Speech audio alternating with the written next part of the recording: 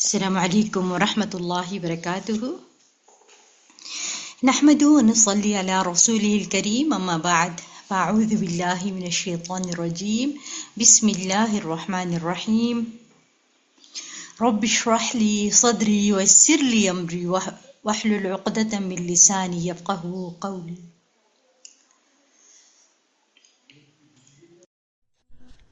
لو أنزلنا هذا القرآن على جبل لرأيته خاشعا متصدعا من خشية الله وتلك الأمثال نضربها للناس لعلهم يتفكرون.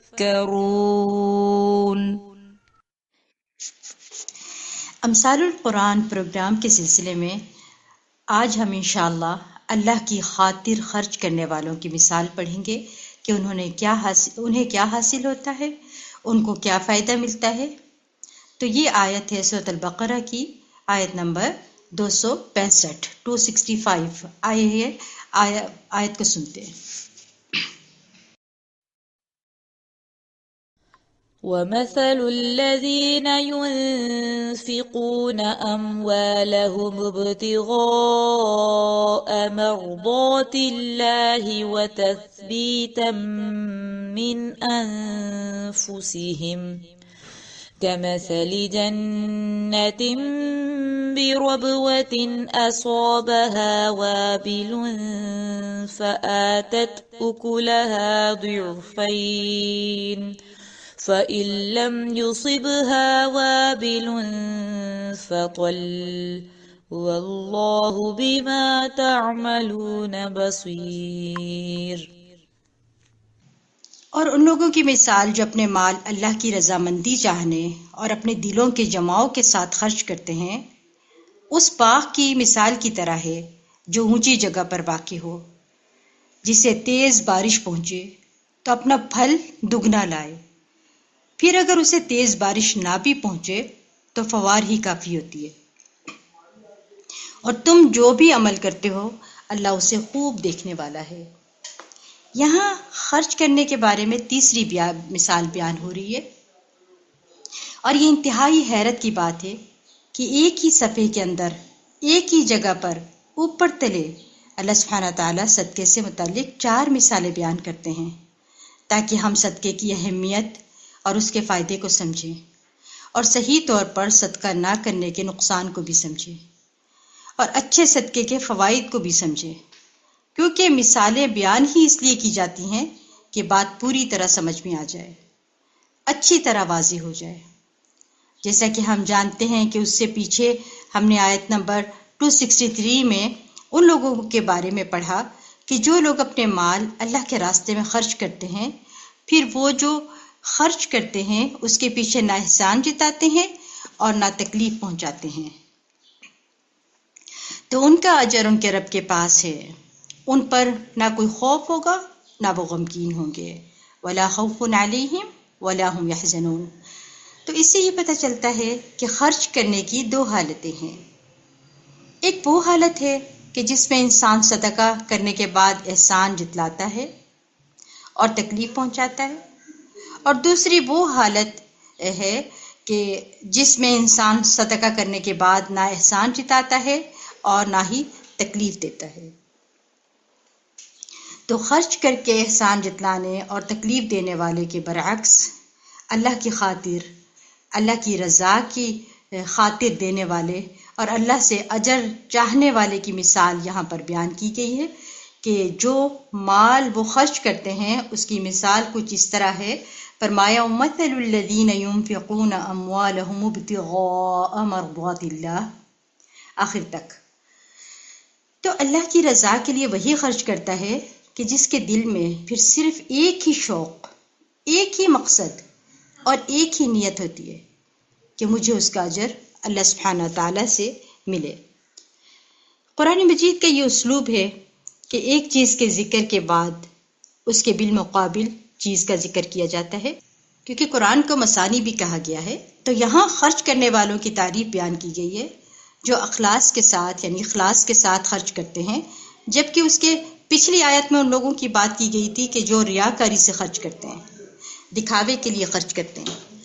قرآن مجید کا یہ ایک عمومی انداز ہے کہ اللہ سبحانہ تعالیٰ جہاں جنت کا ذکر کرتے ہیں وہاں جہنم کا بھی ذکر کرتے ہیں، جہاں انعام یافتہ لوگوں کے انجام کی بات ہوتی ہے وہاں سزا یافتہ لوگوں کی بھی بات ہو رہی ہوتی ہے۔ تو آئیے ہم دیکھتے ہیں ذرا تفصیل سے کہ اس مثال کے الفاظ سے ہمیں کیا سبق ملتا ہے اور ان کے معنی کیا ہیں۔ سب سے پہلے وَمَثَلُ، اور مثال یعنی وصف، حالت۔ پھر فرمایا الذین، الذین ان لوگوں کی، کون سے لوگوں کی؟ جو ينفقون، جو خرچ کرتے ہیں، اور یہاں فعل مضارع استعمال ہو رہا ہے یعنی کرتے رہتے ہیں، صرف ایک دفعہ انہوں نے خرچ نہیں کیا۔ انفقوا نہیں بلکہ کیا کہا ہے؟ ينفقون، جو بار بار خرچ کرتے ہیں۔ کیا خرچ کرتے ہیں؟ فرمایا اموالہم، اپنے مال۔ مال دو طرح کے ہوتے ہیں نا، جو خرچ کیے جاتے ہیں، ایک وہ مال ہوتا ہے جو آپ اپنی محنت سے کماتے ہیں، یا آپ کے پاس وہ مال بطور وراثت آتا ہے یا خاوند کی طرف سے بطور نفقہ آپ کو ملتا ہے کہ آپ اپنی ضروریات پہ خرچ کریں، دیتے ہیں نا شوہر، یا آپ کے والدین آپ کو دیتے ہیں، یا آپ کے رشتہ دار آپ کو دیتے ہیں، آپ کا کوئی دوست آپ کو بطور گفٹ دیتا ہے، تو یہ اموال جو ہیں یہ پھر آپ کی ملکیت ہو جاتے ہیں، تو یہ آپ کے مال بن جاتے ہیں۔ اور ایک وہ مال ہوتا ہے جو کسی کا ہوتا ہے، وہ آپ کے ہاتھ پہ رکھتا ہے کہ آپ اس کو اس کے بہاف پہ خرچ کر دیں، تو یہ اموالہم نہیں ہوتے، یہ کسی کا مال ہوتا ہے جو آپ اس کی نیابت کرتے ہوئے، اس کی مدد کرتے ہوئے، اس کے لیے کوئی راستہ تلاش کر کے آپ اس کو خرچ کر دیتے ہیں یا کہیں صدقہ کر دیتے ہیں۔ تو یہاں بات ہو رہی ہے اموالہم، اموالہم کی، وہ مال جو آپ کا اپنا مال ہے، وہ مال جو آپ نے کمایا ہے یا کہیں سے آپ کو ملا ہے اور وہ آپ کی اب مٹھی میں ہے، ملکیت میں ہے۔ اب اس میں آپ کی مرضی، آپ چاہیں اللہ کے راستے میں دیں، اللہ کے راستے میں خرچ کریں، چاہے اپنی ذات پر خرچ کریں، تو یہاں پر مطلقاً خرچ کرنے کی بات ہو رہی ہے۔ پیچھے کی مثال میں کیا بات آئی تھی کہ جو فی سبیل اللہ خرچ کرتے ہیں، اور یہاں پر بات ہو رہی ہے جو خرچ کرتے ہیں، یعنی چاہے خود پہ خرچ کرتے ہیں، اپنے اہل ویال پہ خرچ کرتے ہیں، غریبوں پہ، فقیروں پہ، مساکین پہ، نیکی کے دیگر کاموں میں، فی سبیل اللہ کہیں بھی خرچ کرتے ہیں، کہیں پہ بھی، لیکن مال وہ ان کا اپنا ہوتا ہے، یہ بات بس سمجھنے والی ہے۔ اور کیوں خرچ کرتے ہیں؟ اللہ کی رضا چاہنے کے لیے، اللہ کی رضا مندی کی تلاش میں۔ اس میں مفسرین نے ایک معنی یہ بیان کیا ہے کہ جب اللہ کی رضامندی کی تلاش میں خرچ کرتے ہیں تو اس سے مراد اہل دین میں سے جو لوگ اللہ کے راستے میں جہاد کرتے ہیں، جو لوگ اللہ کے راستے میں نکلتے ہیں، ان کی مدد میں خرچ کرتے ہیں۔ دوسرا، اطاعت کرنے والے، یعنی اطاعت کرنے والے مسلمانوں پہ خرچ کرتے ہیں، یعنی جو فرما بردار بندے ہیں اللہ کے، ان پر خرچ کرتے ہیں۔ عام طور پر آپ دیکھیں کہ جب آپ مال خرچ کرتے ہیں تو آپ اپنے دل کی رضامندی سے ہی کرتے ہیں، یعنی کوئی زبردستی نہیں کر سکتا آپ پر کہ آپ ضرور یہاں دیں۔ بعض اوقات ایسا ہوتا ہے کہ کوئی زبردستی کرتا ہے اور آپ پھر کیا کرتے ہیں؟ بد دلی سے کچھ نہ کچھ نکال دیتے ہیں، یعنی دل کی خوشی سے آپ نہیں کر رہے ہوتے، یا یہ کہ کوئی آپ سے چھین لے تو وہ اور بات ہے، یا کوئی جبرن زبردستی بلیک میل کر کے کسی نہ کسی طرح آپ سے ہتھیا لے. تو انسان جب بھی مال خرچ کرتا ہے تو اس کے دل میں کوئی نہ کوئی جذبہ یا خیال احساس ضرور ہوتا ہے کہ وہ کیوں کر رہا ہے. ایک سوچ ہوتی ہے نا، تو ایک سوچ انسان کے اندر ہوتی ہے نا کہ میں آخر خرچ کیوں کر رہا ہوں. تو کبھی یہ سوچ ہوتی ہے کہ جس کو میں دے رہا ہوں وہ مجھے جواب میں عزت دے، تعریف دے، دعا دے، میری کیئر کرے، میرا بھی کوئی کام کر دے، میرے کام آئے، مجھے بھی فائدہ پہنچائے. اور کبھی آپ اس لیے دیتے ہیں کہ لوگ کہیں واہ بھائی واہ کتنا اچھا انسان ہے، یہ کتنا لوگوں پہ خرچ کرتا ہے، واہ بھائی واہ، یہ جو ہر وقت غریبوں کی مدد کرتا رہتا ہے، کتنی زیادہ یہ دیتا ہے، سبحان اللہ. جب دیکھو دے رہا ہوتا ہے، یہ واہ واہ چاہیے ہوتی ہے. کتنا غریبوں کی مدد کرتا ہے، اس کے کام آ رہا ہے، وہاں جا رہا ہے، بھاگ دوڑ کر رہا ہے، بہت سی نیکی کے کام کر رہا ہے. اور کبھی آپ کے دل میں یہ ہوتا ہے کہ مجھے صرف اور صرف اللہ کو رضا کرنے کے لیے خرچ کرنا ہے، نہ کوئی بدلہ چاہیے. لا نريد منکم جزاء ولا شکورا، نہ کوئی مجھے بدلہ اور نہ ہی شکریہ، تھینکس کی بھی امید نہیں رکھتے کسی بھی شکل میں، یا کسی اور خدمت کی شکل میں نہیں، کچھ بھی نہیں چاہیے، کچھ بھی نہیں. کسی سے ہمیں نہ کوئی شکریہ نہ کوئی جزا. اور وہ ان کا دل بالکل پیور ہوتا ہے نا، پھر ایسے لوگوں کا واقعی کچھ نہیں چاہتے، وہ کسی سے توقع ہی نہیں رکھتے، کسی سے کوئی امید ہی نہیں ہوتی، اور نہ تعریف چاہتے ہیں نہ شکریہ کے الفاظ چاہتے ہیں، کچھ بھی نہیں چاہتے. پھر کیا چاہتے ہیں؟ فرمایا ابتغاء مرضات اللہ، صرف اللہ کو راضی کرنا چاہتے ہیں، اللہ کو خوش کرنا چاہتے ہیں. کیونکہ اگر اللہ راضی ہو جائے تو ہر چیز انسان کے لیے اچھی ہو جاتی ہے. حتیٰ کہ اپنے گھر والوں پر بھی خرچ کرتے ہیں تو اللہ کی رضامندی کے لیے خرچ کرتے ہیں کہ میرے رب نے میرے اوپر یہ فریضہ عائد کیا ہے، میں اس لیے کر رہا ہوں. یعنی بعض اوقات جو بالکل کلوز سرکل میں انسان خرچ کرتا ہے نا، کبھی اپنے بچوں پہ یا اپنے شوہر پہ، ہوتا ہے نا کہ بیویاں کماتی ہیں اور شوہر نہیں کما پا رہے ہوتے تو وہ خرچ کرتے ہیں، یا اپنے بہن بھائیوں پہ. تو اس کے بعد اگر وہ آپ کی بات نہ مانے یا آپ کے ساتھ حسن سلوک نہ کریں یا آپ سے بات نہ کریں یا آپ سے ملنا نہ چاہیں، بعض بہن بھائی ایسے بھی ہوتے ہیں نا کہ آپ ان کے لیے بہت کچھ کر رہے ہوتے ہیں اور وہ آپ کو کبھی یاد ہی نہیں کرتے، سوائے اس وقت جب ان کو آپ سے کوئی ضرورت ہوتی ہے.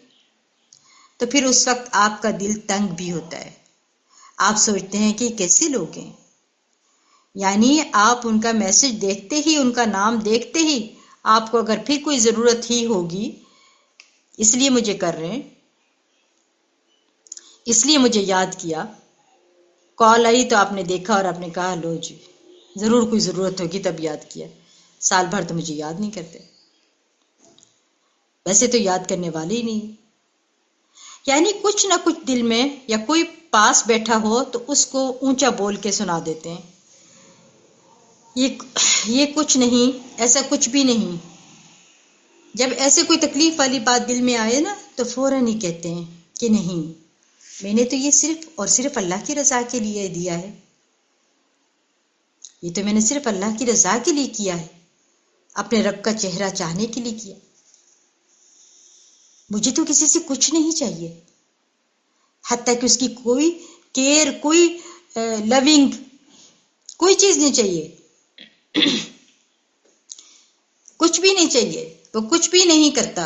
اور اگر وہ ضرورت مند ہے تو میں پھر بھی کروں گا، وہ نہ کرے میرے ساتھ کچھ بھی، نہ محبت کرے نہ میری کیئر کرے، کچھ بھی نہ کرے، پھر بھی میں کروں گا. اور دوسرا اپنے نفس کی ثابت قدمی کے لیے. ایک معنی یہ کیا گیا ہے کہ اپنے نفسوں کو یقین کی قوت پر اور دین کی مدد میں ثابت قدم رکھنے کے لیے، یعنی ہمارا مزید یقین بڑھتا جائے. اور تثبیت ہے نا، تثبیتاً. تثبیت کا معنی تصور یعنی تثبت بھی لیا گیا ہے، یعنی ثابت قدم رہنا، جس سے اللہ تعالیٰ کا فرمان ہے ثابت قدم رکھنے والا ہوتا. یعنی جب انسان نیکی کا کوئی کام کرتا ہے تو اس کے نتیجے میں اس کو ثابت قدمی جو ہے وہ کرنی حاصل ہوتی ہے. وہ دین پر اور جم جاتا ہے، وہ دین کے راستے پر اور خوشی کے ساتھ چلتا چلا جاتا ہے. یعنی ہر نیکی اور ایک نیکی کو دعوت دیتی ہے کسی اور دوسری نیکی کو. ایک نیکی دوسری نیکی کا راستہ کھول دیتی ہے. ایک نیکی کرنے کے بعد دل کے اندر سے ایک جھجک نکل جاتی ہے اور انسان کے اندر بہادری آتی ہے اور انسان اگلا قدم اٹھا لیتا ہے. نیکی کرنے کے بعد اگلا قدم، صدقہ کرنے کے بعد آپ کے اندر جو خوشیاں آتی ہیں وہ آپ کو مزید پختہ کرتی ہے کہ یہ میں نے جو کیا صحیح کیا ہے اور آئندہ بھی کروں گا. تو وہ صدقہ دینے میں بھی ثابت قدم رہتے ہیں، دیتے چلے جاتے ہیں، یعنی صدقے پر جماؤ اختیار کرتے ہیں. ایک دفعہ صدقہ دینے سے ان کو مزید صدقہ دینے پر اطمینان نصیب ہوتا ہے اور صدقہ دیتے ہوئے مطمئن ہوتے ہیں کہ ہم اچھا کام کر رہے ہیں.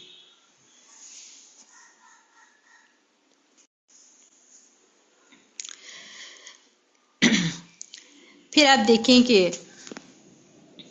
مطمئن ہوتے ہیں وہ ہر چیز میں کہ ہم جو ہے اچھا کام کر رہے ہیں، شرح صدر کے ساتھ دیتے ہیں، خوش دلی کے ساتھ دیتے ہیں، دل کے اطمینان کے ساتھ دیتے ہیں کہ ہم کوئی غلط کام نہیں کر رہے.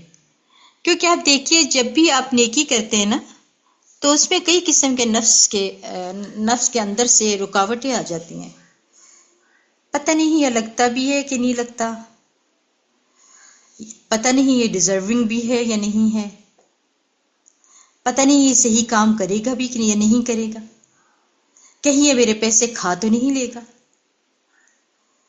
اب دیکھیں جو بیج والا بندہ جس کے ذریعے آپ دے رہے ہیں، بیچ میں جو انسان ہے ہوتا ہے، اس کے ذریعے جب آپ دیتے ہیں یعنی 100 طرح کے وہم آتے ہیں نا کہ پتہ نہیں صحیح پہنچائے گا کہ نہیں پہنچائے گا یہ بندہ، اور 100 طرح کی باتیں آپ کے ذہن میں آتی ہیں، لیکن آپ ان سب کو ایک طرف کر کے آگے بڑھ جاتے ہیں جس سے آپ اپنے فیصلے پر ثابت قدم رہتے ہیں. کیونکہ آپ کو اس بات کا یقین ہونا چاہیے کہ میں نے دے دیا، میرا عمل ہے دینا اخلاص کے ساتھ. میں نے اس بندے کو دے دیا جس سے آگے پہنچانا ہے. اب وہ پہنچاتا نہیں پہنچاتا وہ اس کا اپنا عمل ہے. اور ہمیشہ دیتے وقت بھی دیکھا کریں کہ جینوین ہے نا، انشاءاللہ یہ پہنچائیں گے نا، تو پھر یقین اور سکون کے ساتھ پہ دیا کریں، وہموں کی طرف مت جایا کریں. ایک معنی یہ بھی کیا گیا ہے کہ صدقات دینے میں تحقیق کرنے والے ہیں، یعنی وہ سوچ سمجھ کے دیتے ہیں کہ کہاں دے، کہاں زیادہ منافع ملے گا، کہاں خرچ کرنا زیادہ بہتر ہے. پھر یہ کہ اللہ سے اجرت کی نیت کرتے ہیں. حضرت ابن عباس رضی اللہ عنہ نے اس کا یہ معنی بیان کیا ہے، یعنی اللہ کے ہاں اپنے نفسوں کے لیے اجر کی نیت کرتے ہوئے دیتے ہیں. ایک معنی یہ ہے کہ دل کی خوشی سے مال کی زکوٰۃ دینے والے ہیں، کیونکہ انہیں ثواب کا یقین ہوتا ہے اور وہ اللہ کے وعدے کی تصدیق کرتے ہیں. وہ جانتے ہیں کہ جو زکوٰۃ وہ نکال رہے ہیں ان کے لیے اس مال سے بہتر ہے جو اپنے پاس چھوڑ رہے ہیں. یعنی ایک وہ جو اپنے پاس انہوں نے رکھا اور ایک وہ جو نکالا، تو وہ سوچتے ہیں کہ یہ بہتر ہے جو نکال رہا ہوں اس سے جو میرے پاس رہ گیا ہے. جیسے کہ ایک حدیث میں بھی آتا ہے نا کہ نبی صلی اللہ علیہ وسلم کے گھر میں بکری صفائی، آپ نے پوچھا کیا کچھ بچا ہے، بکری پکائی تھی انہوں نے گھر کے اندر، تو آپ نے پوچھا کیا کچھ بچا ہے، تو انہوں نے کہا کہ دستی کا گوشت بچا ہے. تو آپ نے فرمایا کہ وہ جو تم نے دے دیا ہے نا وہ بچا ہے. کیا سمجھ آیا؟ کہ جب آپ نے پوچھا کیا پکا ہے تو انہوں نے کہا بکری کا گوشت پکا ہے، اور انہوں نے کیا کہا؟ بکری کے گوشت میں سے دستی کا گوشت بچا ہے. تو آپ نے کیا فرمایا کہ نہیں، وہ جو تو تم نے دے دیا وہ بچا ہے.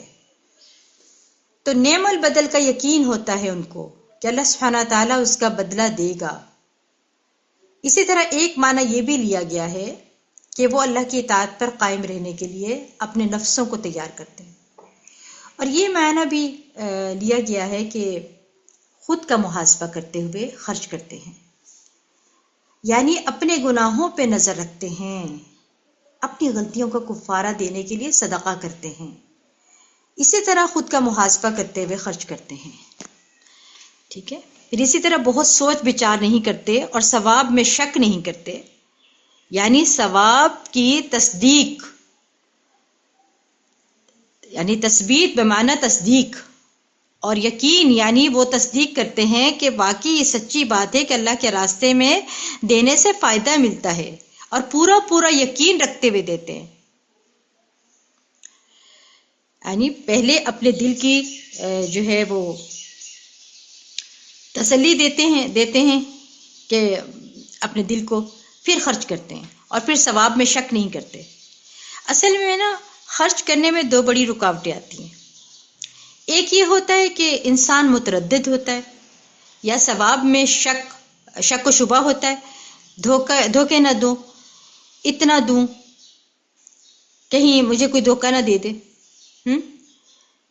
میں دوں کہ نہ دوں، اتنا دوں کہ تھوڑا دوں، ثواب ہوگا کہ نہیں، یہاں دینے کا کچھ فائدہ ہوگا کہ نہیں.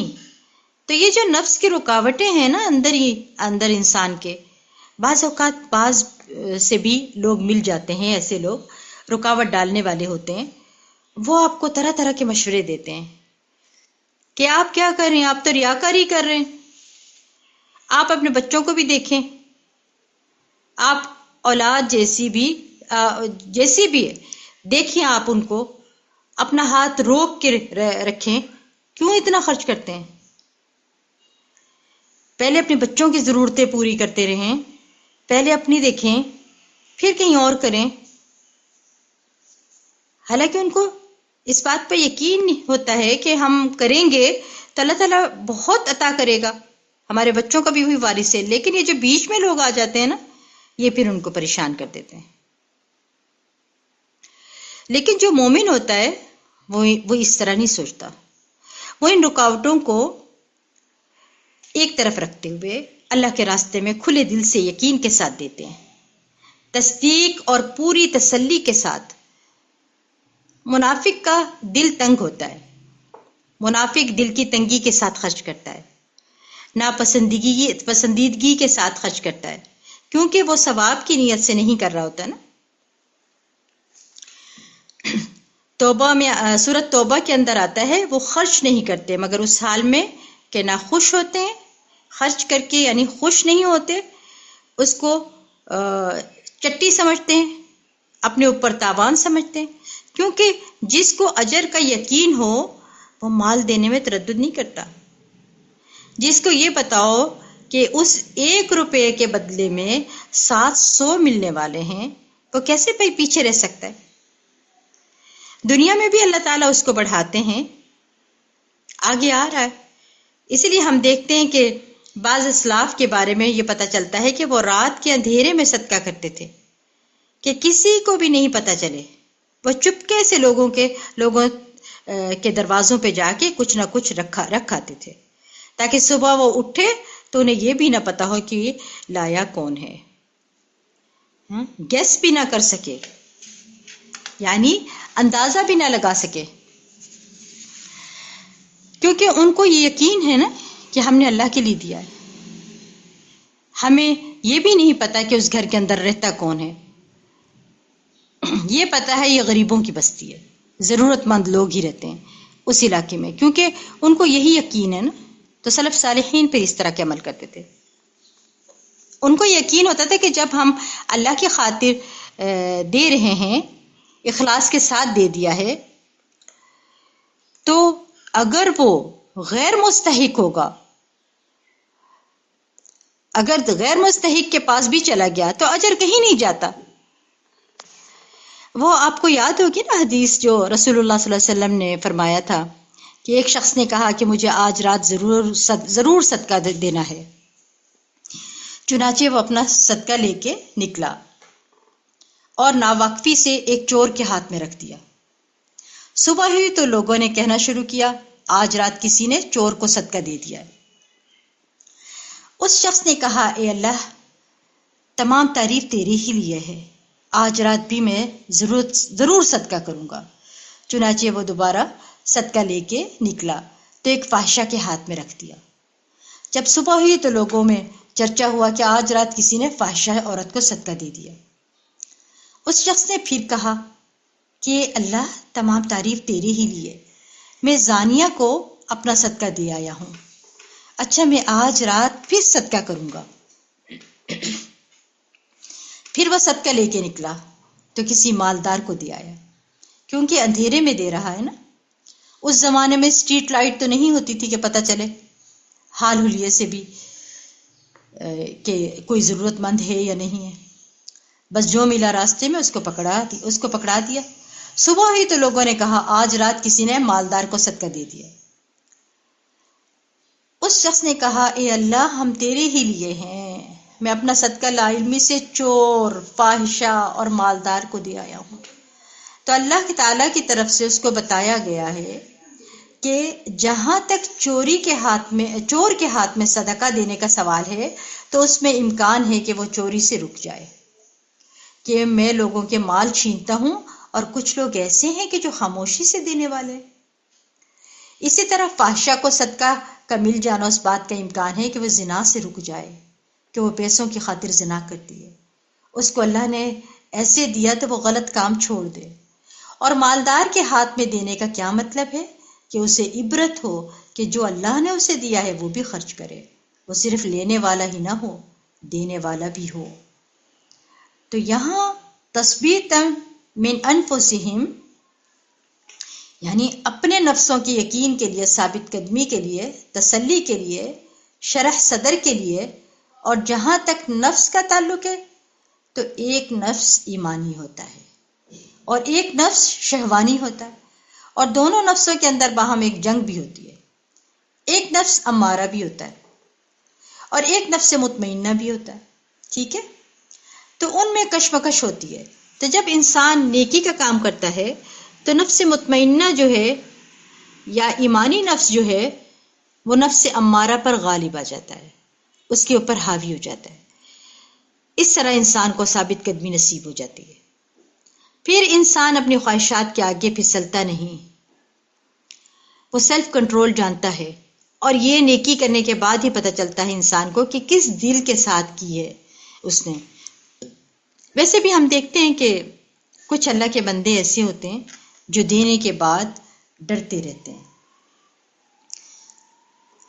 جو ہم سورۃ المؤمنون میں پڑھتے ہیں نا، والذین یؤتون ما آتا قلوبہم وجلت قلوبہم، یاد ہے نا اس کے اندر، وہ لوگ جو اللہ کی راہ میں خرچ کرتے ہیں، سبحان اللہ۔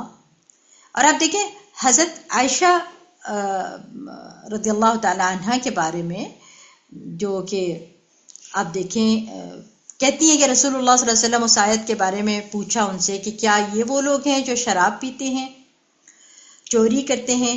آپ صلی اللہ علیہ وسلم نے فرمایا نہیں، اے صدیق کی بیٹی، اس سے مراد وہ لوگ ہیں جو روزے رکھتے ہیں، نماز پڑھتے ہیں، صدقہ دیتے ہیں، پھر بھی اس بات سے ڈرتے ہیں کہ کہیں ایسا نہ ہو کہ ان سے قبول نہ کیا جائے۔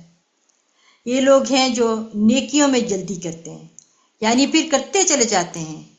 اس طرح ان کے اندر ایک ثبات پیدا ہوتا ہے، جماؤ پیدا ہوتا ہے کہ پتہ نہیں پہلے کا کیا سٹیٹس ہے، قبول ہوا بھی ہے یا نہیں، تھوڑا اور کر لو، تھوڑا اور کر لو، پھر رمضان آ رہا ہے، پھر مزید کر لو، مزید کر لو، کوئی تو قبول ہو جائے گا۔ رمضان نہیں ہے تو عام دنوں میں بھی صدقہ تو نہیں رکتا نا، صدقہ تو کرتے چلے جائیں، پورا سال کریں، تو ایسے لوگوں کی مثال کس طرح ہے؟ ایک باغ کی طرح ہے جو اونچے مقام پر ہو. جنت کہتے ہیں اس زمین کو جس میں اتنی کثرت سے درخت ہو کہ وہ زمین کو ڈھانپ لے، یا وہ باغ جس کی چاروں طرف باڑ ہو اور باڑ کی وجہ سے باغ نظروں سے پوشیدہ ہو جائے. اصل میں چھپی ہوئی جگہ کو کہتے ہیں نا، جن سے ماخوذ ہے جن، جیسے ہے نا جن علیہ، جب اس پہ رات چھا گئی. اور جن اس مخلوق کا نام ہے جو نظر نہیں آتی. پیٹ کے بچے کو بھی جنین کہتے ہیں، دیوانگی کو بھی جنون کہتے ہیں کہ عقل میں پردہ پڑ جاتا ہے. تو جنت کو بھی جنت اس لیے کہتے ہیں کہ وہ چھپی ہوئی ہے. تو ایک ایسا باغ جو بہت ہی گھنا اور بہت زیادہ تھک قسم کا ہے. اور یہ بھی کہا کہ بربوتن، یعنی بلند جگہ. اس کا مطلب ہوتا ہے کہ کس چیز کا زیادہ ہونا، بڑھ جانا، اونچا ہو جانا، ہائی ہو جانا، ہائی لائٹ ہوئے. یعنی آپ دیکھیں ربوہ کے بارے میں ایک قول یہی ہے کہ اس زمین میں اونچی، یعنی زمین اونچی ہو اور برابر جگہ ہو، یعنی زمین اونچی ہو لیکن ہم وزن ہو، اور دوسری زمین کے مقابلے میں اونچی جگہ پر ہو. ہوتا ہے نا تو اس طرح کا کہ آپ سطح مرتفع کے علاقے ہوتے ہیں، کبھی اسٹیٹ لائٹ جو ہے وہ اسٹیٹ لائن آتی ہے، کبھی اوپر کبھی نیچے. دوسرا یہ کہ وہ زمین اتنی اونچی ہو کہ وہاں پانی کا بہاؤ نہ جاتا ہے، یعنی باقی زمین کے مقابلے میں اونچی کہ نیچے سے پانی اس کی طرف نہیں جاتا بلکہ اوپر سے پانی اس کو لگتا ہے. حضرت ابن عباس رضی اللہ عنہ کہتے ہیں کہ یہ وہ اونچی جگہ ہوتی ہیں جس میں نہریں نہیں بہتی، یعنی نہری پانی سے وہ باغ سیراب نہیں ہوتا ہے بلکہ بارش کے پانی سے سیراب ہوتا ہے. یعنی یہ باغ ایسے ہی جگہ پر ہے جہاں ندی نالے دریا نہریں وغیرہ نہیں ہیں، بلکہ بارش برستی ہے. اور عموماً آپ نے دیکھا ہو جیسے مری وغیرہ کا علاقہ ہے نا، کہ وہاں پر اکثر بارش ہوتی ہے اور سبزہ بھی میدانی علاقے کی نسبت زیادہ ہے، موسم بھی زیادہ اچھا ہے، اور اونچی جگہ پر ہونے کی وجہ سے غروب کی طرف جاتا ہے، تب بھی روشنی ملتی ہے. پھر آپ دیکھیں کہ ہر طرف سے سورج کی شعاعیں جو ہے وہ آپ کو نظر آتی ہیں نا. پھر آپ دیکھیں ایسا باغ جو ہے وہ زیادہ بہتر پھل لاتا ہے، زیادہ بہتر پیداوار لاتا ہے. یعنی آپ سوچئے کہ ایسا درخت یا ایسا باغ کہ جسے ایک مناسب مقدار میں چاروں طرف سے روشنی ملتی ہے. اگر آپ کو کبھی کسی باغ میں جانے کا اتفاق ہوا تو آپ دیکھیں گے کہ اگر پھل لگے ہوئے ہوں کہ جس طرف سورج کی روشنی زیادہ بہتر آتی ہے اس طرف پھل زیادہ ہوتا ہے، اس طرف اس کا جھکاؤ زیادہ ہوتا ہے. اور جہاں یا جس ایریے میں یا جیسے نیچے کے حصے میں روشنی نہیں پڑتی تو وہاں پر پھل جو ہے وہ اس طرح کا نہیں ہوتا. جیسے قرآن مجید میں بھی آتا ہے نا زیتون کے درخت کے بارے میں، سورۃ نور کے اندر آتا ہے شجرۃ مبارکۃ زیتونۃ لا شرقیۃ ولا غربیۃ یکاد زیتها یضیء ولو لم تمسسه نار نور علی نور. کیا فرمایا جاتا ہے یہاں پہ کہ آپ دیکھیں کہ سبحان اللہ، یعنی مبارک ہے وہ درخت. دیکھیں جس پہ سورج کی روشنی ہر وقت پڑتی ہے. اور ویسے بھی آپ دیکھیں کہ جو ہائی لینڈز ہوتے ہیں آپ دیکھیں ان پر جو چیزیں اگتی ہیں ان کا ذائقہ، ان کا رنگ جو ہوتا ہے، ان کی خوشبو مختلف ہوتی ہے نا.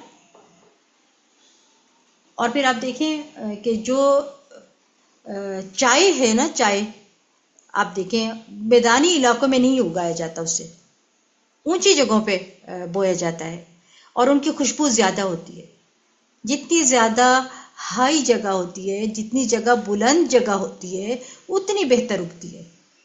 اسی طرح وہ ہنی جو پہاڑی علاقوں سے آتی ہے جہاں پر نیچرل گروتھ ہوتی ہے درختوں کی، پودوں کی، وہ زیادہ فائدہ مند ہوتی ہے. تو ایسا باغ جو اونچی جگہ پر ہو، اس کو تیز بارش پہنچے، وابل، اس کو کیا کہتے ہیں؟ وابل کہتے ہیں زوردار بارش کو یا زیادہ بارش کو. تو وہ دے اپنے پھل دگنے. اگل سے مراد یہاں فروٹس ہیں، یہاں سمر کا لفظ استعمال نہیں ہوا. اور پھر اب دیکھیں کہ اس کو پوری ہوا ملتی ہے اور اونچی جگہ پر ہے، سورج بھی سامنے ہے، زوردار بارش بھی آتی ہے. تو اب آپ دیکھیے کہ جب سارے تقاضے پورے ہو گئے، ایک اچھی فصل آنے لگی، تو پھر نتیجہ کیا نکلے گا؟ آپ دیکھیں سارے تقاضے پورے ہیں، تو صدقے میں بھی سارے تقاضے پورے ہوں گے، من نہیں ہوگا، اذیت نہیں ہوگی، ریاکاری نہیں ہوگی، تو پھر اس کا پھل کہیں زیادہ ہوگا، ضعفین. اور یہ بھی جو کہا گیا ہے نا کہ ایک دانہ 700 دانے بن جاتے ہیں، تو یہ بھی اسی طرح یعنی بڑھوتری کی طرح معنوں میں ہوتے ہیں، ضعفین کے معنوں میں آتا ہے. جیسے وہ حدیث میں آتا ہے نا کہ ایک کھجور جب کوئی اللہ کے راستے میں دیتا ہے طیب، تو وہ اللہ تعالیٰ اس کو اپنے دائیں ہاتھ سے قبول کرتا ہے، پھر اس کو بڑھاتا ہے حتیٰ کہ وہ بہت پہاڑ کی طرح ہو جاتی ہے. پھر اسی طرح اس بارے میں بھی ہے کہ اس کا فائدہ اس کو دنیا میں بھی ملتا ہے اور آخرت میں بھی ملتا ہے. یعنی ایک انعام آخرت کا اور ایک انعام دنیا کا. ویسے بھی آپ دیکھیں کہ ہر صدقے کا اجر فرق ہوتا ہے نا، اس کی یعنی اس کی کوالٹی کے حساب سے، اس اعتبار سے، نیت کے اعتبار سے، موقع محل کے اعتبار سے، ضرورت کے اعتبار سے، یعنی کئی وجوہات ہوتی ہیں. اور خاص دیکھیے کہ جب انسان چھپا کے دیتا ہے، دل کے جماؤ کے ساتھ دیتا ہے کہ میں جو کر رہا ہوں ٹھیک کر رہا ہوں، اور پھر ضرورت مندوں کو دیتا ہے، تو پھر اس کے فائدے بھی اس کو نظر آتے ہیں، اس کو ملتے ہیں. جیسے سورۃ البقرہ میں بھی آتا ہے نا، ان تبدوا الصدقات فنعما ہی. لیکن اگر خفیہ طور پر فقراء کو دو، یہ تمہارے لیے زیادہ بہتر ہے. یعنی خاموشی سے ایسے صدقات تمہاری بہت سی برائیوں کو دور کر دیں گے، اور جو تم عمل کرتے ہو اللہ اس سے پوری طرح باخبر ہے. یعنی اجر بھی ملے گا اور اس کے ساتھ ساتھ برائیاں بھی دور ہوں گی، اخلاقی برائیاں دور ہوں گی، برائیوں کی برے نتائج دور ہوں گے برائیوں کے، یعنی ملٹیپل فائدے ہوں گے، ضعفین. پھر اگر اس کو تیز بارش نہ بھی پہنچے تو فواری کافی ہے. تل کا ایک مطلب ہے بخار، بوندا باندی، شبنم بھی کہتے ہیں اس کو. یعنی عرب کہتے ہیں 2 بارشوں میں سے ایک بارش ہے. یعنی ایک تیز بارش بہت زوردار، اور ایک بالکل ہلکی پھلکی فواری پڑی ہوتی ہے، اور ایک طوفان آتا ہے برف کا. تو اگرچہ زیادہ بارش کے زیادہ فائدے ہیں، لیکن وہ زمین اتنی اچھی ہے، وہ موقع محل اتنا اچھا ہے کہ وہاں اگر بہت بارش نہ بھی آئے اور وہ ہلکی پھلکی بوندا باندی ہی ہو رہی ہو وہاں پر، یا رات کو شبنم بھی پڑ جائے، تو وہ بھی اس کے لیے کافی ہو جاتی ہے. اس سے اگرچہ پیداوار کم آتی ہے اس کے مقابلے میں جتنی تیز بارش سے آتی ہے، لیکن پھر بھی فائدہ حاصل ہوتا ہے. اب آپ دیکھیے کتنی خوبصورت مثال ہے. باغ کا تو سوچ کے انسان خوش ہو جاتا ہے.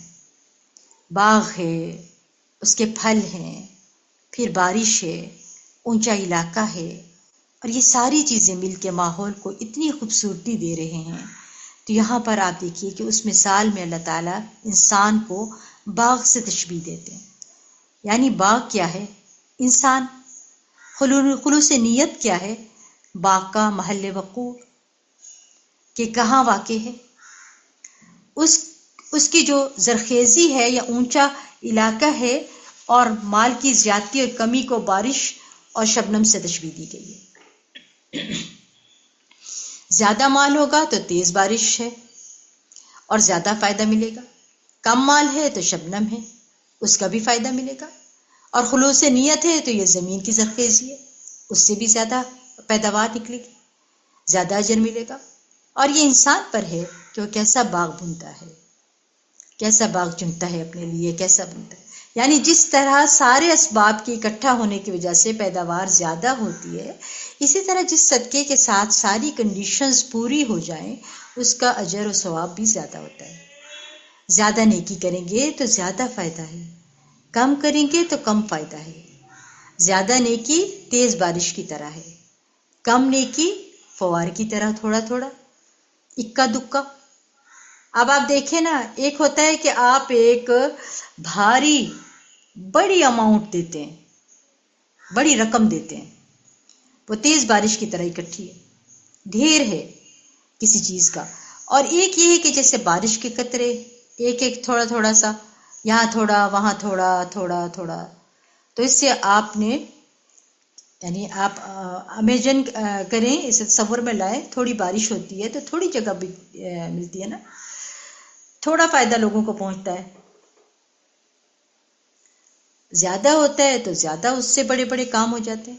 اسی طرح یہ بھی کہا گیا ہے کہ یہاں پر مقربین اور اصحاب الیمین کی مثال بھی بیان ہوئی ہے، یعنی تیز بارش کی مثال مقربین کی ہے، سابقون کی ہے، اور دوسری مثال اصحاب الیمین کی ہے۔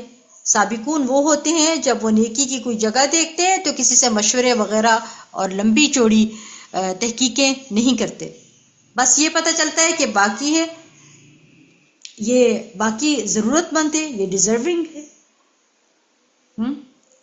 وہاں کیا کرتے ہیں، وہاں فوراً کر لیتے ہیں۔ تو ایسا کرنا چاہیے، جیسے حضرت عثمان رضی اللہ عنہ، جیسے حضرت عبد الرحمن بن عوف رضی اللہ عنہ، جب انہیں پتہ چلا کہ غزوہ تبوک سے ہے، اسباب کی کمی ہے، سفر بہت لمبا ہے، تو انہوں نے زیادہ سے زیادہ جو ممکن تھا دیا۔ حضرت ابوبکر کا کیا کیا کہ حضرت عمر نے کیا کیا، 30 صحابی جنت کے بشارتیں ہیں، دنیا میں 10 مبشرہ میں سے بھی جو وہ ہیں کچھ، اور کچھ ویسے صحابی ہیں، تو انہوں نے کیا کیا تھا، حضرت ابوبکر نے سارا مال دے دیا، حضرت عمر نے آدھا دے دیا، حضرت عبد الرحمن بن عوف اور حضرت عثمان رضی اللہ عنہ نے بھی، یعنی ایک نے درہم دیا اور ایک نے دینار دیے۔ تو یہ تیز بارش والے لوگ ہیں مقربین، یہ جو مقربین تھے نا، یہ 10 مبشرہ میں سے تھے۔ پھر اسی طرح وہ لوگ بھی جو لوگ الذین ينفقون اموالهم ابتغاء مرضات اللہ وتثبیتا، یعنی ان کے بارے میں کیا آتا ہے، ہم نے پیچھے پڑھی نا آیت، الذین ينفقون کے بارے میں آتا ہے لا خوف علیہم ولا هم يحزنون، یعنی کوئی موقع ہاتھ سے جانے ہی نہیں دیتے، جہاں پتہ چلتا ہے فوراً دینے کی سوچتے ہیں، بس دیتے ہی چلے جاتے ہیں، کھلے ہاتھوں والے ہوتے ہیں۔ پھر اسی طرح یہ وہ لوگ ہوتے ہیں جن کے پاس خود بہت زیادہ نہیں بھی ہوتا، اس کا یہ مطلب نہیں کہ وہ بہت امیر ہوتے ہیں لہٰذا وہ ہر وقت دیتے ہیں، تھوڑا بھی ہوتا ہے اس میں سے بھی نکالتے رہتے ہیں، جو اپنی ذات پر دوسروں کو ترجیح دیتے ہیں، خواہ انہیں سخت ضرورت ہو، یعنی خود کو بھی ضرورت ہے لیکن دوسرے کو کھلا دیتے ہیں، دوسرے کو دے دیتے ہیں، جس میں آپ دیکھیں کہ نیکی کرنے والوں کے بھی درجات ہیں نا، کوئی دوڑ لگا رہا ہے ہوتے ہیں، کچھ لوگ ایسے ہوتے ہیں جو دوڑ لگا رہے ہوتے ہیں نیکیوں میں، اور کوئی درمیانی چال چل رہے ہوتے ہیں، اور کوئی ظالم بھی ہوتے ہیں، اپنی جان پر ظلم کرنے والے ہوتے ہیں، اور اللہ ساتھ ہے اس کے جو تم عمل کرتے ہو۔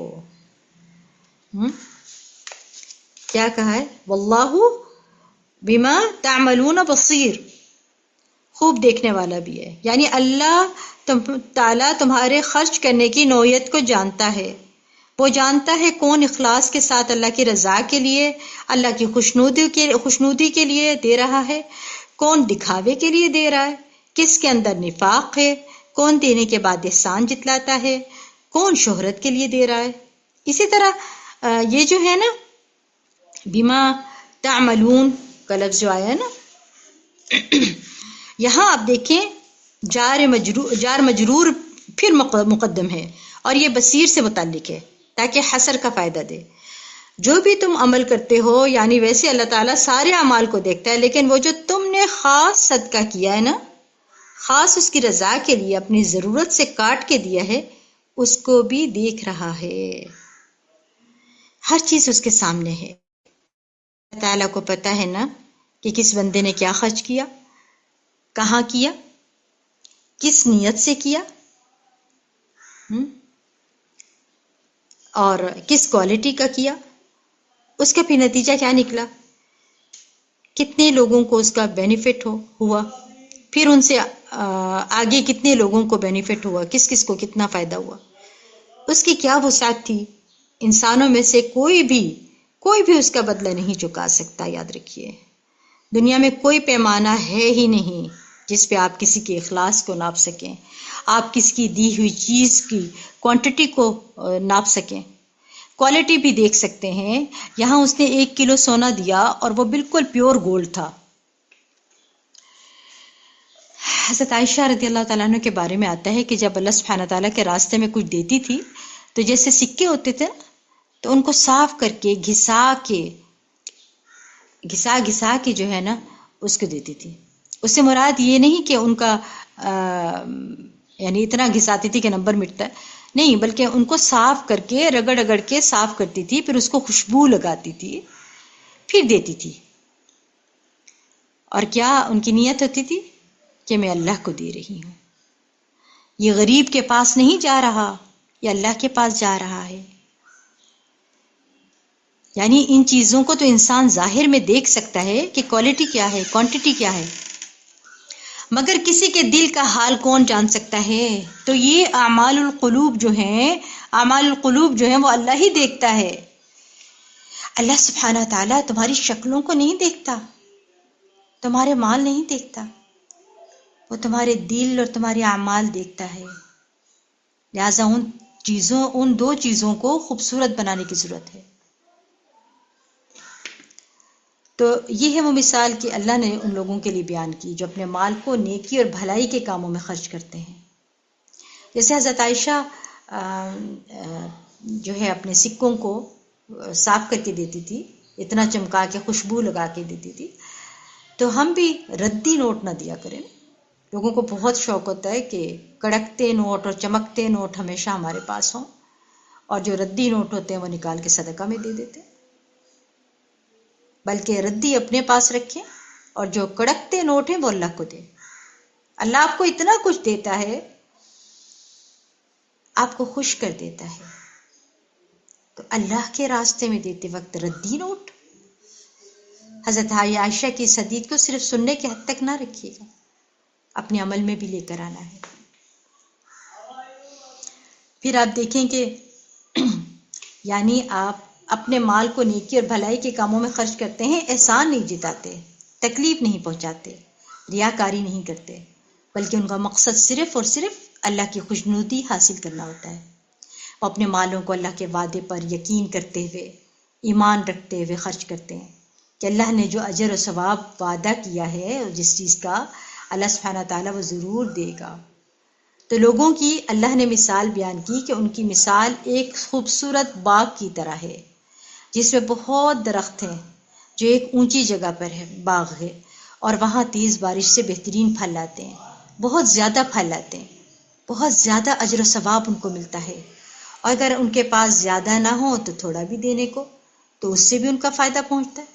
یعنی باغ کا ایک منظر پیش کیا گیا ہے کہ جس سے دل خوش ہو جاتا ہے. ایسا نظارہ ہے، یہ ایسے لوگوں کو دیکھ کے بھی دل خوش ہو جاتا ہے نا. وہ بھی باغ کی طرح ہی ہوتے ہیں نا. یعنی باغ سے مراد یہ انسان ہے کہ اس کے اندر خیر ہی خیر ہے، اس کے اندر دوسروں کے لیے فائدہ ہی فائدہ ہے. درخت کو دیکھ کر آپ دیکھیں، درخت کو دیکھ کے بھی آپ خوش ہو جاتے ہیں. اور اگر کسی باغ میں کسی گرین جگہ پر بارش ہو رہی ہو، اسے دیکھ کے اور بھی دل خوش ہو جاتا ہے. اور اگر درختوں پہ پھل لگے ہوئے ہوں تو نظارہ اور بھی خوبصورت ہو جاتا ہے. اور پھر یہ کہ اس میں سے ایک ایک چیز جو بیان ہوئی ہو اس کی اتنی خوبی ہے. آپ دیکھیں بارش سے نہ صرف یہ کہ پھل زیادہ آتا ہے، بلکہ بارش سے پتے بھی دھل جاتے ہیں، درخت کا رنگ زیادہ نکھر جاتا ہے. اور پتے کیا ہیں؟ ہمارے پھیپھڑوں کی طرح ہے نا، وہ آکسیجن جذب کرتے ہیں اور چھوڑتے بھی ہیں. تو وہ زندگی کا سامان ہے. یعنی درخت کے لیے ایک زندگی کا سامان رکھتے ہیں، اس سے اور زیادہ خیر پھوٹتی ہے. یعنی اس کی ایک ایک چیز جو ہے اس کے اندر ایک خوبصورتی ہے. تو انسان کو ایسا ہی باغ ہونا چاہیے. اور یہ جو مشابہت کی وجہ سے اس کو ہمیشہ سامنے رکھنا چاہیے کہ جگہ بھی پاک ہو اور مقصد بھی حاصل ہو، پھل بھی حاصل ہو. یعنی انسان کی نیت بھی درست ہو اور پھر اس کا آؤٹ کم بھی اچھا ہو. یعنی جب نیت اچھی ہوگی تو آپ ایک اچھا باغ ہیں، تو آپ کا آؤٹ کم یا ریزلٹ، اس کا جو فائدہ ہے وہ بھی زیادہ آپ کو ملے گا، اجر بھی زیادہ ہوگا، ثواب بھی زیادہ اکٹھا ہو جائے گا. کئی گنا ہو جائے گا۔ یہ مثال اس کے بالکل برعکس ہے جو چٹان کے اوپر مٹی پڑی ہوئی تھی۔ اگر آپ اس کو کمپیئر کریں پچھلی مثال سے جو منافق کی مثال ہے یا جو ریاکاری کے لیے خرچ کرنے والوں کی مثال ہے، کیونکہ منافق ریاکاری کے لیے کرتے ہیں نا، وہ اس لیے خرچ کرتے ہیں نا، یہ نفاق کی علامت ہوتی ہے کہ میں دے رہا ہوں تو وہ بھی دیکھ لے ذرا، اس ثواب کی بجائے وہ دکھاوے کے لیے خرچ کرتے ہیں۔ اگر نہیں بھی انہوں نے کیا مطلب کسی کے سامنے، لیکن ان کے اندر رہتا ہے میں اس کو بتاؤں تو صحیح میں نہیں کیا، بتاؤں تو صحیح میں اس کو کیا، اور پھر وہ بتا بھی دیتا ہے۔ تو اس میں آپ دیکھیں وہ بھی چٹان ہے، اونچی جگہ ہے، وہاں بھی مٹی پڑی ہوئی ہے، لیکن وہاں جو بیج بوئے گئے تو وہ کچھ اس میں سے نہیں نکلا، وہاں بھی بارش پڑی ہے، اس بارش نے سب کچھ دھو دیا ہے۔ یہ بھی بات اونچی جگہ پر ہے، اس میں بھی بہترین مٹی اور اس پر بھی بارش پڑی ہے، لیکن اس کا پھل ڈھیروں ڈھیر آیا ہے، بہترین آیا ہے۔ اونچی جگہ کی اصل میں مٹی زیادہ زرخیز ہوتی ہے اور پیداوار زیادہ بہترین ہوتی ہے، کیونکہ یہ جگہ جو ہے ان پہ عموماً آسمانی بارشوں سے سیرابی ہوتی ہے۔ تو آپ نے اگر کبھی غور کیا ہو، جیسے سمر ہوتی ہے نا، جب کبھی آپ دیکھیں کہ بارشیں کم ہوتی ہیں تو آپ اپنی گارڈن میں دیکھیں، آپ روز پانی لگائیں، بے شک آپ اس کے اندر بھلے پانی لگاتے رہیں، ان پودوں کے اندر وہ گرینری نہیں آئے گی، لیکن ایک بارش آنے کی دیر ہے، آپ دیکھیں کہ کتنی گرینری ہو جاتی ہے، کتنے زیادہ گرین ہو جاتے ہیں، سارا گارڈن گرین ہو جاتا ہے، پھولوں کا رنگ بھی فرق ہو جاتا ہے۔ یہی فرق ہے اس زمین کے پھلوں میں جس کو نہروں سے سیراب کیا جاتا ہے، مصنوعی طریقوں سے آبپاشی کی جاتی ہے، اور اس باغ میں جس کو آسمانی بارش سے کیا جاتا ہے، یعنی آپ یوں دیکھ لیں کہ سیراب کیا جاتا ہے، تو خرچ کرنے والا جتنا اخلاص رکھتا ہو، صدق ہوگا اس کے اندر، تصدیق ہوگی، یعنی دو آفتوں کا سامنا کرنا پڑتا ہے نا، تو اس کا مقابلہ دو چیزوں سے ہی ہوتا ہے، یعنی ایک اخلاص اور ایک صدق۔ یعنی انسان خرچ کرتے ہوئے کیا چاہتا ہے کہ کوئی تعریف تو کر دے، کوئی دعا تو دے دے، کوئی حال تو پوچھ لے، لیکن اللہ کی رضا کے لیے کرنے والا ہے، ان میں سے کچھ بھی نہیں چاہتا۔ اب آپ نے دے دیا تو انتظار کیوں کر رہے ہیں؟ ان کا فون نہیں آیا، انہوں نے بتایا نہیں، وہ کتنے خوش ہوئے، سب گھر والوں کو بتایا انہوں نے تو وہ کتنا خوش ہوئے، وہ کیا ہوا؟ لو جی، دینے کا فائدہ ہی نہیں ہوا۔ تو کیا چاہتے تھے؟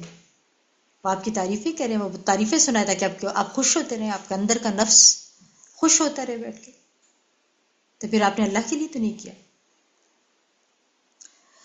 تو آپ دیکھیے اسی لیے 2 بار اسے دینے میں کوئی تردد نہیں رکھتا، یعنی اس کے دینے میں صدق ہوتا ہے۔ پھر آپ دیکھیں کہ ایسا باغ پانی روکتا نہیں، اونچی جگہ پہ ہوتا ہے، وہ بارش پڑی، وہ پانی بھی نیچے والی جگہوں پہ بہہ گیا اور زمین کو لگ گیا، جا کے اس کا بھی فائدہ ہے، صرف اوپر ہی نہیں رہ گیا پانی، پھلوں کو تو فائدہ ہے ہی، اس پانی کا بھی فائدہ جو وہاں سے گزرتا ہے، تو بارش زیادہ ہو یا کم ہو، زیادہ دیں اللہ کے راستے میں یا کم دیں، بہرحال اللہ کے ہاں اس کا اجر محفوظ ہے۔ ابن قیم کہتے ہیں کہ اس آیت میں ان نیک لوگوں کا حال ہے جو خرچ کرتے ہیں، ایسے لوگوں کے اللہ کے ہاں مختلف درجات ہیں، کچھ لوگ زوردار بارش والے درجات میں ہیں، اور یہ سب سے اونچے درجات ہیں، یہ وہ لوگ ہیں جو رات دن چھپا کر ظاہر کر کے اپنے مال خرچ کرتے ہیں، اگر چاہے خود فاقہ ہی کیوں نہ کر رہے ہوں، اپنے اوپر دوسروں کو ترجیح دیتے ہیں۔ اور کچھ بوندا باندی والے لوگ ہیں جو میانہ روی پر چلتے ہیں۔ اللہ نے دونوں قسم کے لوگوں کو، ان کی حالت کو، ان کے اعمال کو ایسے باغ سے تشبیہ دی ہے جو ٹیلے پہ ہے، اور ان کے بہت زیادہ خرچ کرنے کو زوردار بارش اور بوندا باندی کے ساتھ تشبیہ دی، جیسا کہ دونوں بارشوں میں سے ہر ایک بارش کے پھل اور دوسری کھیتیوں کو کئی گنا بڑھانے کا سبب بنتی ہے۔ تو اسی طرح جو خرچ کرتے ہیں تھوڑا ہو یا زیادہ، جب اللہ کی رضا اور صدق کے ساتھ کرتے ہیں تو یہ اللہ تعالیٰ کے ہاں بہت بڑھ جاتا ہے۔ یعنی ان کا مال جو ہے نا وہ بارش کی طرح ہے، وہ بارش ان درختوں کو پہنچے اور پھیل کے دور دور میدانوں علاقوں میں، یعنی جس مقصد کے لیے خرچ کر رہے ہوتے ہیں، کسی ایک شخص کو دے رہے ہوتے ہیں، ایک جگہ پر وہ پلانٹ کر رہے ہوتے ہیں، لیکن وہ صرف وہاں نہیں رہتا، ملٹی پلائی ہوتا ہے، صدقہ جاریہ بن جاتا ہے۔ اسی طرح یہ ہے کہ جس طرح کھیت اور باغ ایک جیسے نہیں ہوتے، اسی طرح سب لوگ ایک جیسے نہیں ہوتے، اور سب کا صدقہ ایک جیسا نہیں ہوتا، اور ایک ہی انسان ہوتا ہے لیکن اس کے مختلف اوقات میں دیا ہوا صدقہ مختلف نیت اور دل کے احساس کے ساتھ ہوتا ہے، یعنی دل کے جذبات فرق ہوتے ہیں۔ تو جیسے جذبات ہوں گے، جیسا خیال ہوگا، جیسا احساس ہوگا، جیسا یقین ہوگا، ویسا ہی پھل ملے گا۔ تو اس مثال سے جو باتیں ہمیں پتہ چلتی ہیں وہ یہ ہے کہ نمبر 1، ہمیں صدقات اللہ کی رضا کے لیے خرچ کرنے چاہیے، ریاکاری اور شہرت کی خاطر نہیں خرچ کرنے چاہیے۔ حدیث میں آتا ہے اللہ سبحانہ تعالیٰ صرف وہ عمل قبول کرتا ہے جو اخلاص کے ساتھ کیا جائے، خالص ہو، اور اس کے کرنے سے خالص اس کا ہی چہرہ مقصود ہو۔ اور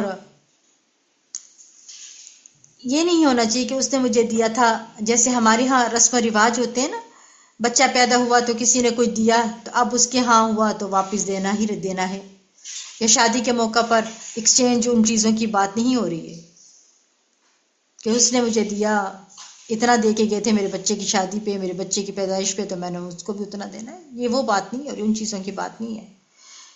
خالصتاً یہاں پہ بات ہو رہی ہے خالصتاً اللہ کی خاطر دینے کی، جس میں آپ کسی سے کوئی توقع نہیں رکھیں، کوئی توقع نہ رکھی جائے، نہ کسی کے احسان کا بدلہ دیا جائے۔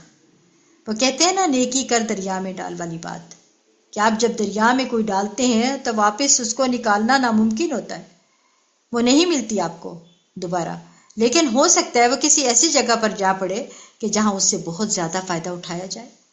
تو ہمارا بھی جو دنیا میں دیا ہوا ہے آخرت میں بہت زیادہ فائدے کی چیز بن جائے، پھر یہ درجات کی بلندی کا ذریعہ بھی بنتا ہے۔ کتنے کتنے آپ کام اچھے کرتے جاتے ہیں، ویسے ویسے اللہ کے ہاں آپ کے درجے بڑھتے چلے جاتے ہیں۔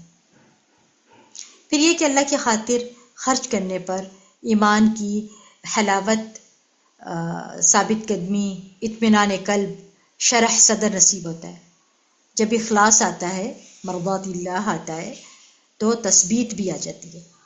اور یہ بات تو مجھے بہت ہی اچھی لگی کہ امام ابن تیمیہ کی اس میں بڑا سبق ہے ہم سب خواتین کے لیے۔ اکثر لوگ یہ کام کرتے ہیں، یعنی اپنے اہل و عیال پہ خرچ کرتے ہیں تو فطرت اور عادت اور معمول کے طور پہ کرتے ہیں، یعنی خواتین کھانا بناتی ہیں نا گھر والوں کو کھلانے کے لیے، معمول کے طور پر، عادت کے طور پر، وہ اس کے ذریعے اللہ کی رضا نہیں چاہتی، بس میں کھانا پکانا، سب بچوں کو بھوک لگی ہے سب کے لیے بنانا، وہ یہ تھوڑی سوچ رہی تھی میں تو اللہ کی رضا کے لیے بنا رہی۔ ان کے خیال میں بھی نہیں ہوتا کہ میں یہ کام اس لیے کر رہی ہوں کہ میرا رب مجھ سے راضی ہو، اور خصوصاً اگر عورت کماتی بھی ہو اور میاں نہ کماتا ہو اور اس کو گھر میں خرچ کرنا پڑ جائے، اس میں سے کوئی بھی مسکین اور مسافر اور اس طرح کے کسی اور حقدار پر اللہ تعالیٰ کا چہرہ چاہنے کے لیے تھوڑا سا خرچ کرتا ہے تو وہ ایمان اور عبادت کی لذت پا لیتا ہے۔ یعنی صرف ایک عادت کے طور پہ نہیں۔ دیکھیں جو ہمارے کام ہوتے ہیں نا ان کے 3 درجے ہوتے ہیں۔ ایک ہوتا ہے ہمارا عادتاً، کوئی مجھے عادت ہے یہ کرنے کی، میں جب بھی کچھ بناتی ہوں مجھے ہمسائے کو دینا ہی ہوتا ہے، عادت ہے میری۔ اکثر لوگوں کو سنا ہوگا یہ کیوں کر رہے ہیں، بس میری عادت ہے، میرا دل چاہتا ہے ان کو دے دو۔ ہمیں عادت ہے، تھوڑا سا اوپر آ جاؤ اس سے، عادت سے تو کہاں آئیں گے؟ وہ ریچول سمجھ کے دیتے ہیں۔ کچھ لوگ نیکسٹ لیول پہ دیتے ہیں، بھائی اس لیے دیتی ہوں کہ نبی صلی اللہ علیہ وسلم نے فرمایا تھا کہ اپنے ہمسائے کا خیال رکھو۔ ٹھیک ہے، یہ کیا ہوا؟ ریچول ہو گیا۔ یعنی آپ دیکھیں، یہ اب آپ اس کا یوں سمجھیے، اپنی نیت کو دیکھیے۔ ایک تو آپ دے رہے ہیں کیا کہتے ہیں اس نیت کے ساتھ کہ اللہ کے نبی صلی اللہ علیہ وسلم نے حکم دیا تھا، اور دوسرا آپ عادتاً دے رہے ہیں۔ اب اس سے بھی آگے چلو، اور وہ کیا ہے؟ پورے کانشس کے ساتھ، یعنی پوری یہ صرف اللہ کی رضا جاننے کے لیے. ہمیں صرف اللہ کی رضا چاہیے، ورنہ کیا ہوگا؟ عادتاً جب ہم کچھ کرتے ہیں نا تو پھر ہم چاہتے ہیں ہمیں واپس بھی ملے. اب آپ افطاریاں بھیج رہے ہیں کسی کے گھر میں، تو آپ کہتے ہیں ہم نے رمضان میں اتنی بار افطاری بھیجی، انہوں نے کبھی بھیجی ہے؟ کوئی ضرورت نہیں ان کو بھیجنے کی. تو پھر ہم کیا چاہتے ہیں؟ ہم افطاری کروا رہے ہیں اللہ کی رضا کے لیے. تو ہم جب ہم کچھ کرتے ہیں تو پھر ہم کہتے ہیں کہ اس کو کچھ نتیجہ بھی آئے سامنے. یہ جب ابتداء اللہ ہے نا، یہاں پہ کیا کہا ہے؟ ابتغاء مرضات اللہ، یعنی اللہ کی رضا. اللہ کی رضا کے لیے دے دیا تو بس دے دیا، تو اللہ ہمارا راضی ہو جا، بس یہ دعا کرتے ہوئے. اب آپ دیکھیں کیا ہوتا ہے، خاتون کوئی کماتی ہو اور وہ گھر میں فروٹ بھی لے آئی یا کوئی کھانا ہی پکا کے دے یا آرڈر ہی کر لے اپنے خرچے پر، تو پھر وہ کھلا کے کیا کہتی ہے؟ امید رکھتی ہے کہ اب یہ بچے میری بات مانے. میں ان کو باہر لے گئی تھی، یہ شوہر میری ہر بات مانے کیونکہ میں اس پر خرچ کر رہی ہوں. مرضات اللہ نہیں ہے یہ. اور یہی تکلیفیں بھی زیادہ ہوتی ہیں نا، وہی ہر وقت نظر بھی آتے ہیں، اور وہی آپ سے اختلاف بھی کر رہے ہوتے ہیں، اور وہی آپ کے ساتھ